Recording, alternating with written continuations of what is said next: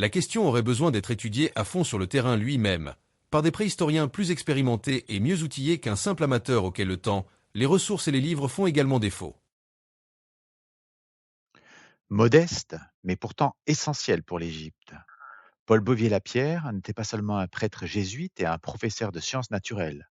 Il fut l'un des pionniers qui ont prouvé l'existence d'un passé préhistorique en Égypte, bien avant les pharaons. Né à Grenoble en 1873, Paul Bouvier-Lapierre devient prêtre jésuite. Il est nommé au collège de la Sainte Famille au Caire pour devenir assistant de Pierre Teilhard de Chardin, avant d'exercer au Liban, où il mène des fouilles archéologiques sur la préhistoire de la région. La Première Guerre mondiale le ramène en Égypte pour devenir professeur de biologie au collège de la Sainte Famille du Caire.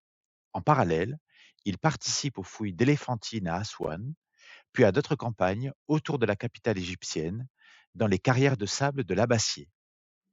Il y découvre et explore divers éléments datant du paléolithique égyptien, montrant bien alors l'ancienneté de l'occupation humaine. Or, à cette époque, l'existence d'une préhistoire à la civilisation égyptienne ne fait pas encore totalement l'unanimité. À la fin de cet exposé, trop long à mon gré et pourtant bien incomplet, laissez-moi exprimer ici l'espérance que malgré ces lacunes, dont je n'ai que trop conscience, j'ai réussi à donner une idée pas trop inexacte de l'intérêt que présente pour l'histoire de l'homme en général, pour l'histoire de l'ancienne Égypte en particulier, des gisements comme celui que nous venons d'explorer en surface comme en profondeur. Bouvier-Lapierre travaille ensuite sur le site néolithique d'El Omari, puis sur celui de la localité prédynastique de Mahadi, alors même que certains, y compris Jacques de Morgan, commençaient à douter de l'existence d'un néolithique égyptien. Il a donc travaillé, on le voit, sur toutes les phases de la préhistoire dans la vallée du Nil. Le prêtre jésuite baptise le site néolithique El Omari en hommage au jeune minéralogiste égyptien qui le lui a signalé. On découvre immédiatement plusieurs fosses de stockage et des tombes qui se distinguent de celles du prédynastique connu par leur absence de mobilier funéraire, permettant donc de les associer à une période antérieure.